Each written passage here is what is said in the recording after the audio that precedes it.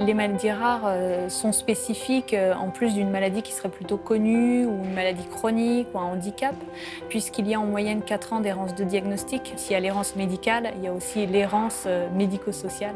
C'est un constat qui avait été fait avec le professeur Sarnaki à Necker et la Fondation. Et dans ce constat, on s'apercevait que si le parcours de soins était aujourd'hui plutôt très bien structuré dans les hôpitaux, le parcours de vie restait vraiment le parent pauvre de l'ensemble du dispositif. Notre enjeu, il était là, c'est trouver des choses simples, mutualisables, qui vraiment fassent bouger les lignes dans le quotidien de l'enfant malade et de sa famille.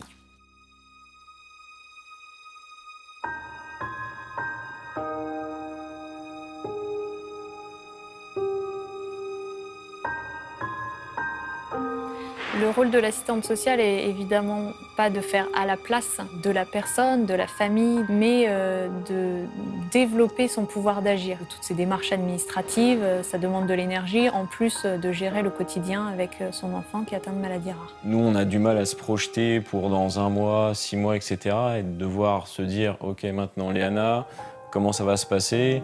On avait déjà mis du temps à voir les résultats, à savoir quel syndrome elle avait. Finalement, on faisait ça avec nos moyens, puis c'était pas notre priorité. Notre priorité, c'était de prendre soin de notre fille du mieux possible. En tant que parent d'enfants malades, des fois, on se sent isolé. Et Madame Cécile, chaque fois, elle me répétait ce mot. Il faut pas lâcher, ça va aller. Bonjour Madame Keïta. Bonjour. Le parcours d'un enfant atteint de maladies rares est spécifique et c'est ce sur quoi on a voulu travailler pendant 3 ans. 80 familles ont bénéficié d'un accompagnement social approfondi. Nous avons pu décortiquer leur parcours de vie, identifier tout ce qui bloquait, tout ce qui était difficile pour eux. Nous, on a fait partie des familles tests. Sixtine a pu s'appuyer sur notre expérience, sur nos vies un peu. Nous avons élaboré 3 outils. Le guide d'évaluation qui permet de pouvoir pointer toutes les spécificités des maladies rares, toutes les problématiques qui pouvaient arriver dans le parcours de l'enfant et de sa famille. Donc essayer aussi d'évaluer les priorités de la famille pour essayer de comprendre ce qui est très important et ce qui est mis de côté. Justement, à un moment donné, peut-être faire la balance pour que les familles soient heureuses et que la prise en charge de la maladie rare ne vienne pas tout empiéter.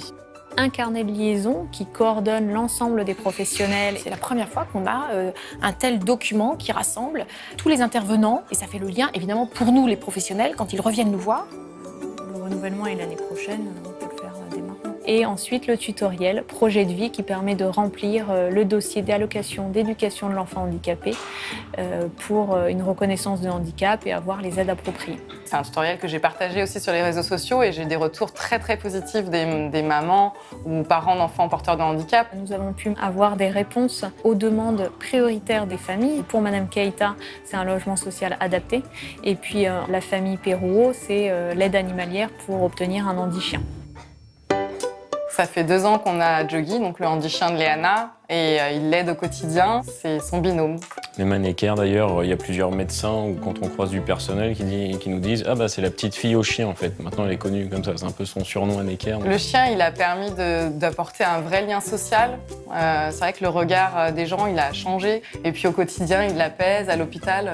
Ça permet de la calmer, de l'apaiser. Si elle voit que son chien est posé sur elle ou à côté, lui ne manifeste pas de stress particulier. Et pour nous, c'est une vraie victoire parce qu'il est accueilli avec grand plaisir. Et pour moi, en tout cas, c'est aussi un facteur d'apaisement et de soulagement d'avoir Joggy qui nous aide. C'est un membre de la famille.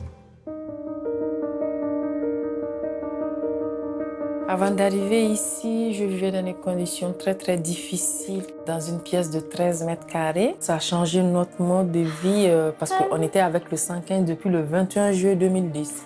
Mes enfants, je vois qu'ils se sentent elles se sentent très très bien. Avant, on dormait tous dans la même pièce. Normalement, vers 19h, on éteint la télé et la lumière aussi.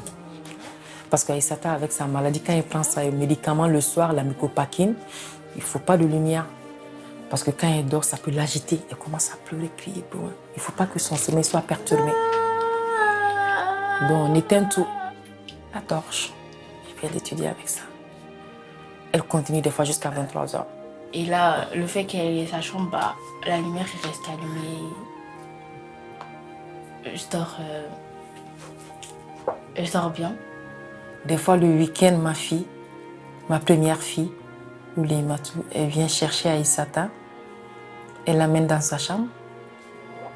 Et moi, ça me fait tellement de bien. Combien d'années on n'arrivait pas à faire ça, à avoir ça?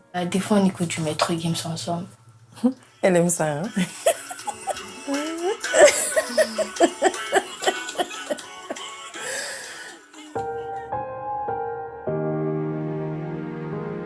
Accompagner toutes ces familles, c'est extrêmement enrichissant. Et on est embarqué aussi vers ce combat, leur combat. Et quand on y arrive, c'est une vraie victoire que l'on partage avec eux.